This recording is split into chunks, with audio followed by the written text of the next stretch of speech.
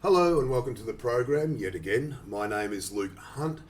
This is Beyond the Mekong, and with me today is Father John Murray, who prefers to be called John.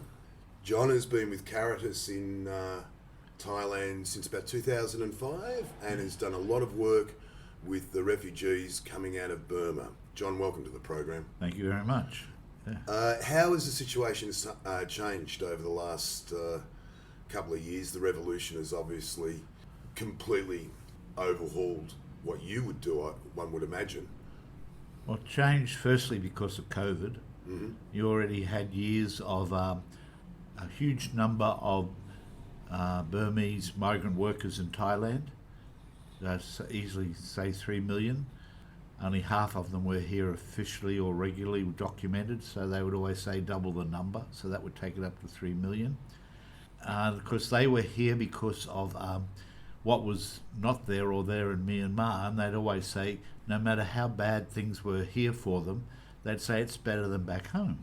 They have opportunity here, make money.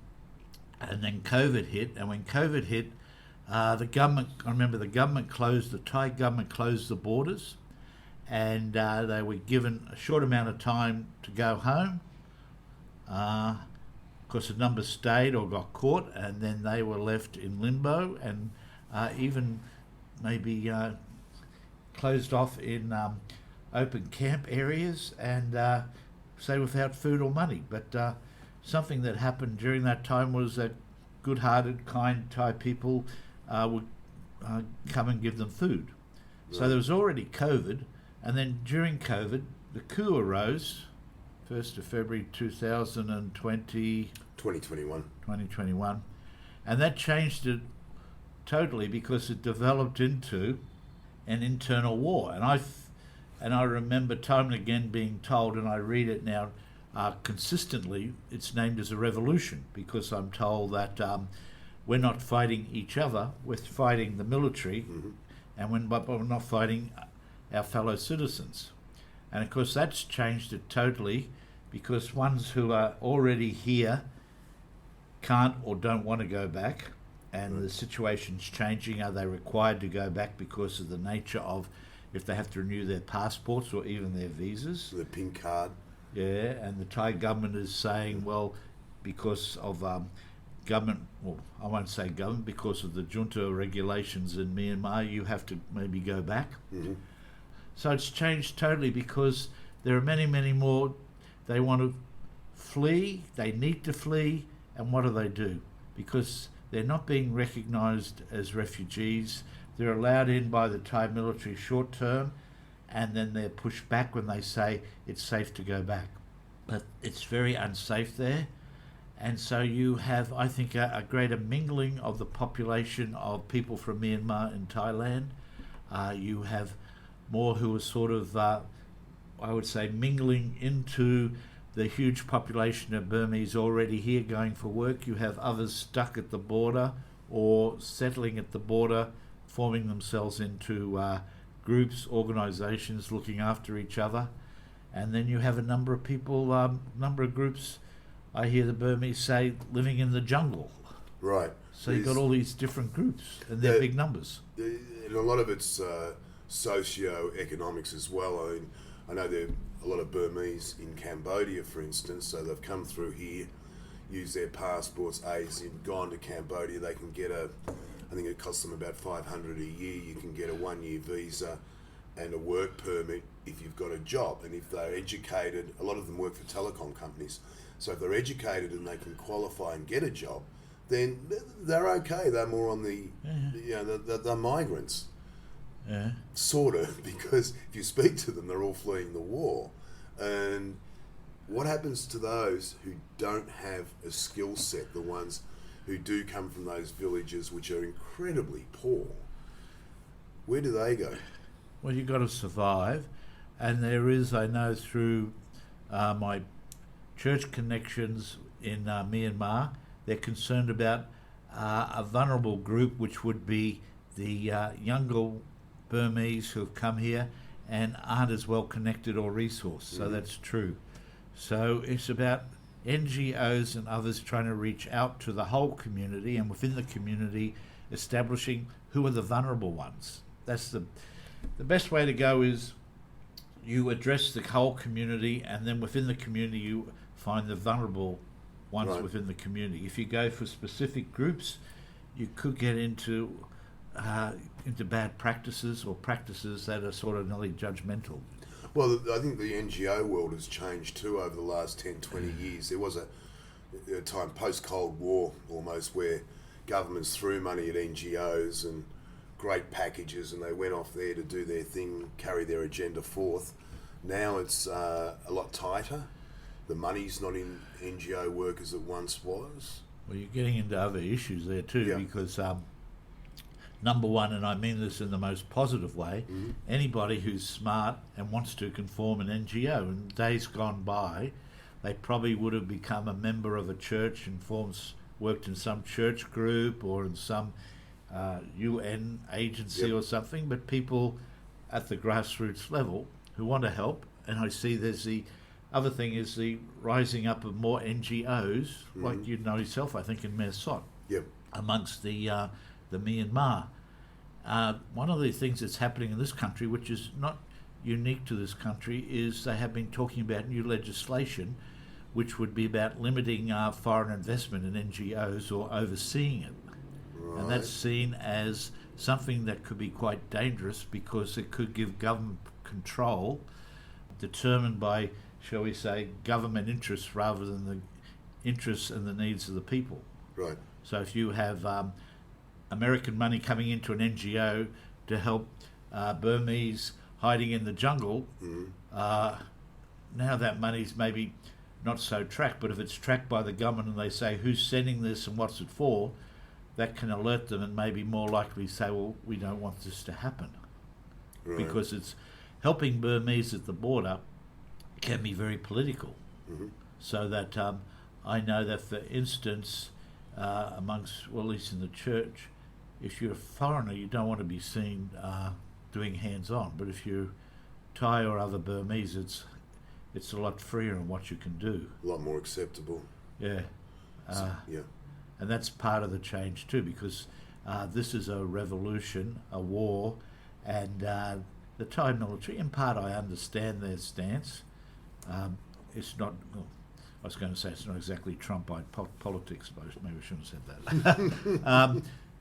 Their stance is they want to protect their border, and they don't want to have another uprising in refugees. They don't want to deal with it.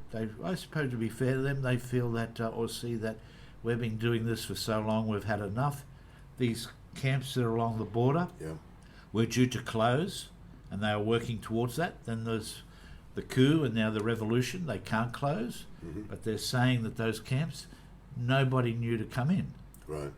But what's happening is, the other thing is that, which I totally understand, what a family's going to do if they live near the border and they don't want their son or daughter raped by the military or conscripted, so they say, get out of here and go to Thailand. And they don't care where they go as long as they're out of there. So there's all these as you said, it's a whole new ball game. Yeah, it's different, that's for sure. I mean, We're not just coming to get an extra buck. Right, and that combination of COVID and the revolution, I've heard a lot of other journalists, NGO workers, diplomats talk about the conflict in Myanmar as if it's just continuing. This is just an extension of what's happened for the last 60 years, and I think they're wrong. I think it's a very different conflict with what's going on now, and given the successes of the anti-regime forces, the junta can't win this war, which means that politics is going to have to be redefined, and that will include what do you do with the refugees. And I think the last number by the UN, not to be confused with what you said earlier, is that there is now 3 million refugees who have fled the conflict and are in Thailand. Well, the UN reports I see, my understanding, and anybody out there could tell me that I'm wrong, they don't name them as refugees, they name them as IDPs, Right. internally displaced. The UN doesn't want to deal with them as refugees in this situation. I don't know exactly why. I suspect it's because they don't want to offend the Thai government, and they don't want to get into bad politics. But it makes no sense either. I remember being in Afghanistan and other countries decades ago, and say Afghan relationships with Pakistan was that in Afghanistan you can't be a refugee because you haven't crossed the border. You're an IDP. You're you're an internally displaced person. In Thailand, if you cross into Thailand under international law, you should be classified as a refugee. Yeah, but you're not. Right. Neither by the Thai government, nor at least publicly by the UN, UNHCR, at least publicly. They just released guidelines. I have to read them yet. They were last week. I think I got a copy. But so they acknowledge the issue, but I suppose it's how they are able to deal with it or choose to deal with it. I don't. Or not able to deal with it because I don't know. Right. So the system is not. The system doesn't seem fit for purpose. Well, you're getting to the bigger issues of why the UN fails. Right. Because it's basically under, would you say, control or the running of world governments. Yep. And if a world government, especially a donor or a powerful world government, doesn't want something to happen, it doesn't happen. And that goes for all of those countries. I mean, it's a club of nations. Yeah, we're seeing it play out with Israel and Ukraine as well. Well, one of the worries here is, that I keep reading and seeing and I'm aware of, is it's definitely not Gaza. Okay, I can appreciate that. But it has its place in those countries of the world with Gaza and Ukraine and Sudan and all the others. But they're worried that it's forgotten. Forgotten or untouched or, too hard to deal with, I think, by whether it's UN or ASEAN. And so there's a sense, I think, amongst the Myanmar people that I know, they feel sort of, well, you know what? Something that is consistent. If they want to get somewhere, they have to do it for themselves. So I think they have a real sense, this is my feeling, gut feeling, that we can do this for ourselves and we'll do it, and all the rest, Yep. You can't help when you don't want to help, well, we'll still do it. What are some of the worst cases of refugees you've been seeing over the recent months, given there's been a massive dry season offensive, hundreds of thousands have fled, some have gone back. As I mentioned earlier, the UN has raised its numbers, IDP stroke refugees, if that's what we must call them. Yeah. What are some of the better cases that you've seen? Well, you're talking about individuals. Yeah. I suppose where I was last week, the border is very porous and goes all the way down Thailand. Mm-hmm. So I was up in Mae Hong Son and I saw or came across a small number, but any small number is significant, of people who lost limbs because of landmines. Yep. So they've ended up here, and thank God they were able to get care in a hospital in Thailand, and they have a very basic, the people have a very basic rehabilitation house, quasi-centre. I suppose this, in terms of real life, I met this incredible young Burmese woman here. I thought she was incredible. And I say this on purpose, she's young, very good looking and very talented, and I say that on purpose. Because of what she was doing on Facebook, she was taken in by the military, and she described what was happening to her while kept in detention. And she wasn't raped, but it was how they threatened her with rape. It was so cruel and inhuman. And so she came here, and she's sort of undercover here, but she continues to use Facebook. So you could look at her Facebook and think, oh, she's just another young, good-looking woman using Facebook. But she's using it to make message. Right. It's powerful. She's using the fact that she's young, that she's talented, and a good-looking woman to present a message through her Facebook in support of the revolution. And I think that's the power of the people. I don't know if you know of Sea Junction at Bangkok Art and Cultural Centre. Okay. They do a continual number of events and exhibitions and panel discussions on Myanmar. It's very good. And one of their last ones was on the use of art. And there's quite a bit of that going on too. I was at an exhibition over the weekend, but yeah, please. Well, this was body art. Right. They had nothing else left to use except their body. Does this have sort of... do you mind language? But No, this is carry what on, it it's said. okay. Yeah. This is what the guy had tattooed on his stomach. Fuck the coup. Well, I think that's incredible. I mean, this generation is different, and one of the favourite sayings to differentiate themselves from their fathers and their grandfathers, and given that they did have 8 years of relative peace under Aung San Suu Kyi, despite the other issues, is their favourite chant is "You picked the wrong generation to fuck with." Yeah. So it's they have a very well-defined identity, and art has become a real player in this. I mean, what is consistent in my work here, I don't know everybody or a lot of people and all that sort of thing, but through my work here with migrant populations and urban refugees, one thing, they have suffered consistently oppression. What is happening now is different. It's of a different nature, and they will win, and it will be game changer.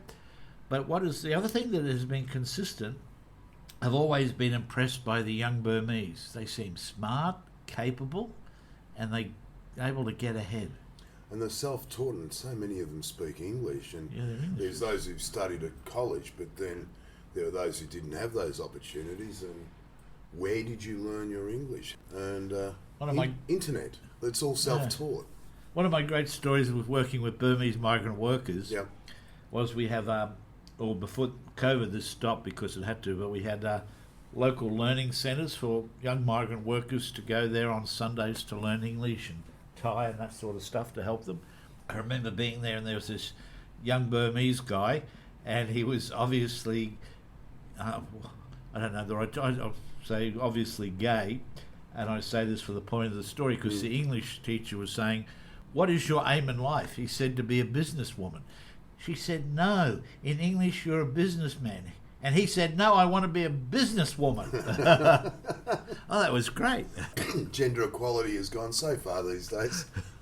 I've asked quite a few people this over the last few weeks. How do you think the war will play out? Do you have a prognosis? I know it's difficult, but what's happened over the last few months has been a game changer for how people are viewing Myanmar and where it's going to go. Well, once again, I know everybody and everything, but I think the bottom line is the Tatmadaw, the military, can't win. They have a huge playing card, which is jets with bombs, which is a huge card, but they won't win because they can't control the hearts of the people. And you see the passion of the people that they're not going to go back to what was. Right. And that they're going to have a country without the military, but it's going to be a big question or a big challenge what sort of country that is. And there could be more ongoing fighting or robust discussion. The robust discussion will be a big point in the years ahead. The bottom line is, say, federalism, a robust federalism, but some of the ethnic states, they don't want to enter into a federal country, at least at the present time, and you understand that because of what they've suffered. So if your family home has been destroyed, your son has been killed and your daughter raped, you don't want to be part of a country where these people are also fellow citizens. I suppose that's the bottom line. One of the differentiating factors between the current conflict, which I call civil war, and previous, is that in the conflicts that followed World War II and decades that followed, there was always this assumption that the Burmese military, or the Barmen, have a special place in Myanmar society and in government. And that was right through and involved in the peace talks and kept the conflict off the international agenda because it was seen as internal and contained. However, now that is simply unacceptable. What the anti-regime forces love to call a revolution, I don't think they're wrong, is that there is no place for the military at all in a Myanmar society of the future, if that makes sense. Yeah, I can understand that. But then I suppose that in whatever conflict, you have to eventually come to some sort of negotiation And maybe you have to make decisions you'd rather not make, but that's not pardoning or excusing, ultimately, people who did very bad things. Sure. So all I'm trying to say is, in that, it makes sense to me that it would be a federal state, and that's how I heard a couple of my friends talking before this present conflict. Yep. Those same ones now would say no, but maybe with time, settling down, they go for a federal country, and each state could be highly autonomous. Mm-hmm. You look at the US or Australia. I think they're good examples. I mean, during COVID, it amazed me as an Australian that a state could close the border. I thought that'd be impossible. Western Australia, actually they all did it really. Yeah.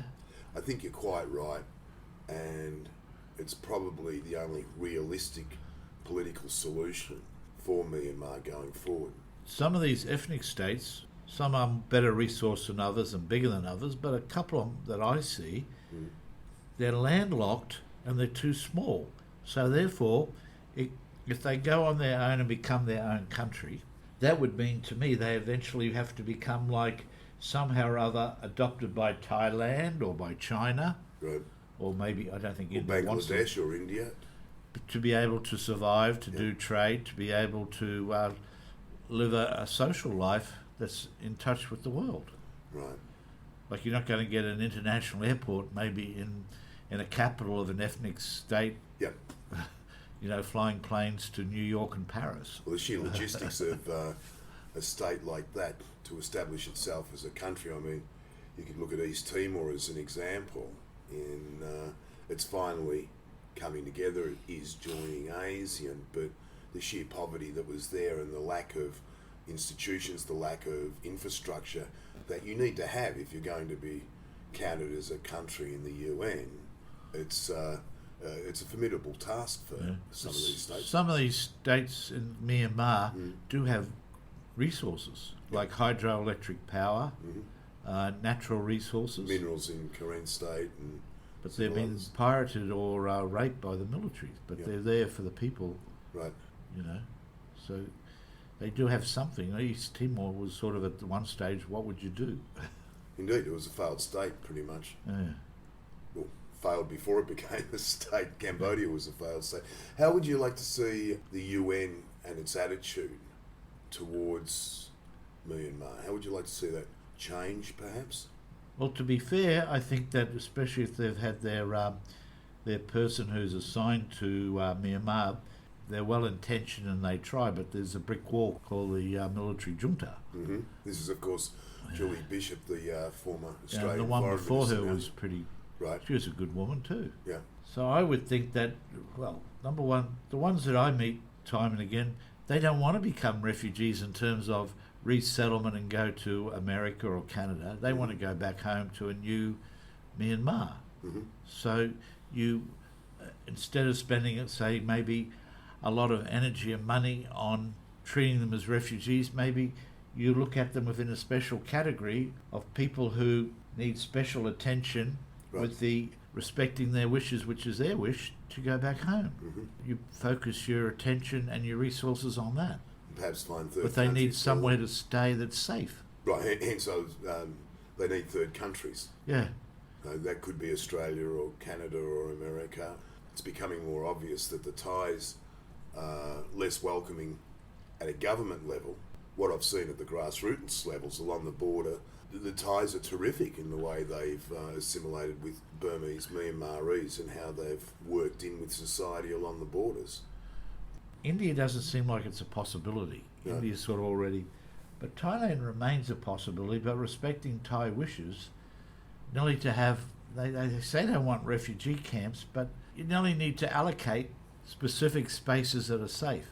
Because from what I know of Australia as an Australian, I don't think they're going to be accepting a lot of new arrivals, especially when you hear some of the politicians, and it's not just Australia. Yep.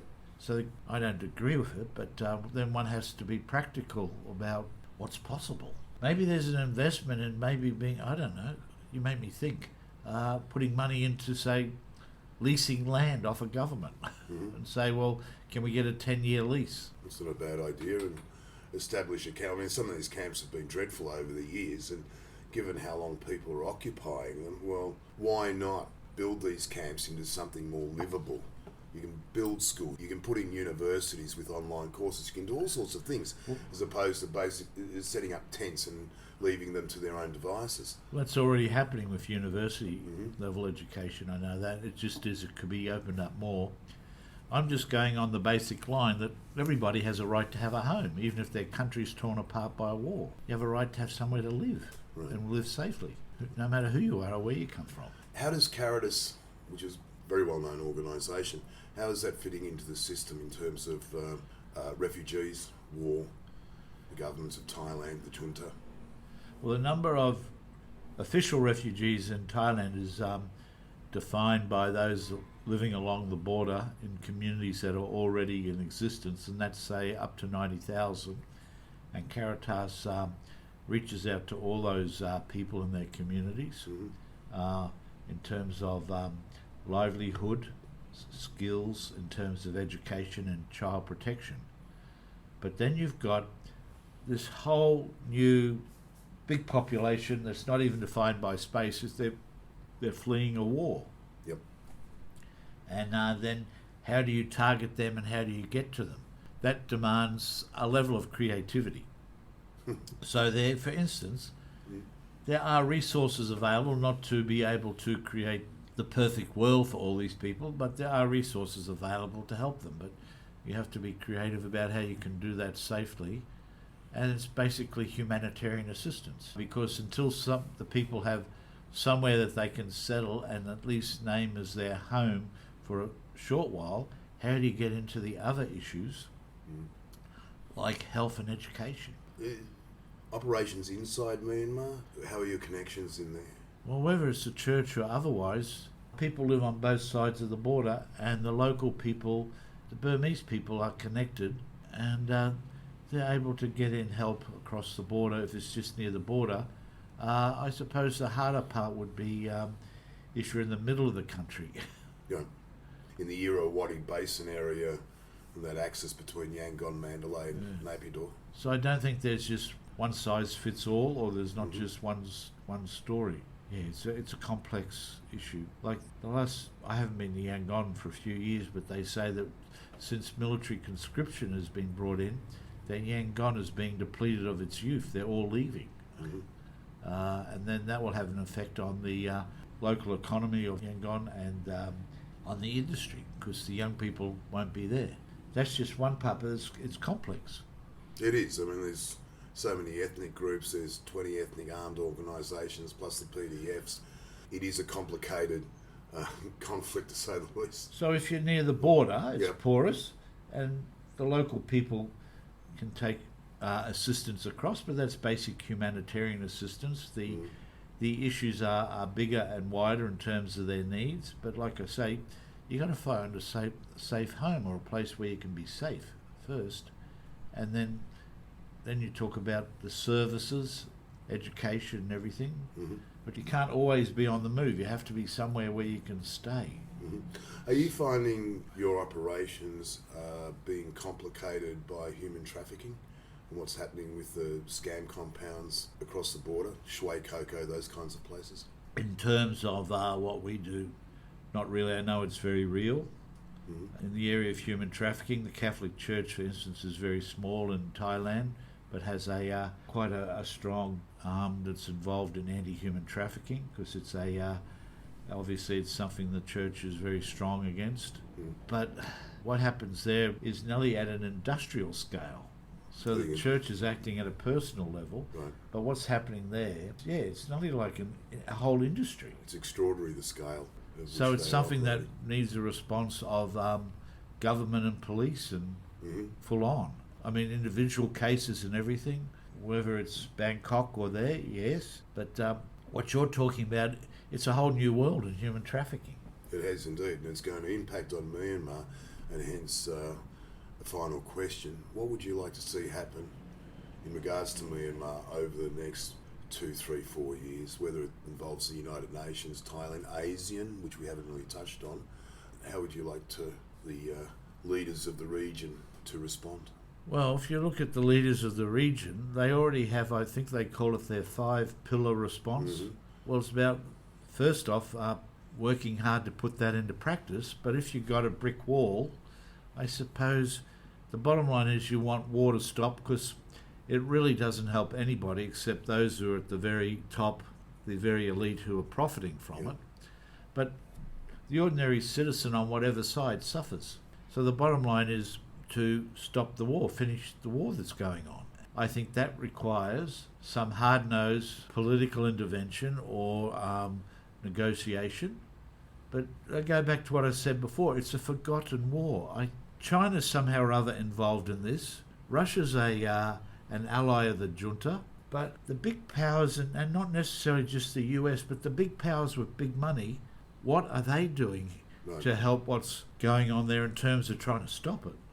They just don't seem to, there seems to be a big silence. And those powers could include Australia and Indonesia, who worked quite closely behind the scenes in establishing the Paris Peace Accords for the Cambodians 3 decades ago. And there doesn't seem to be anybody talking to the National Unity Government and the opposition forces, and nor do you hear stories about back-channel negotiations, which once we did, and these kinds of things just don't seem to be happening at all.